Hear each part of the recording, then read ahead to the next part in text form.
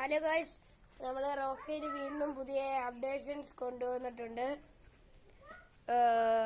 പുതിയ അപ്ഡേഷൻ എന്ന് വെച്ചാൽ ഇന്ന് നമുക്ക് രാവിലെ ഒരു ബെല്ല് കിട്ടി ഗൈസ്.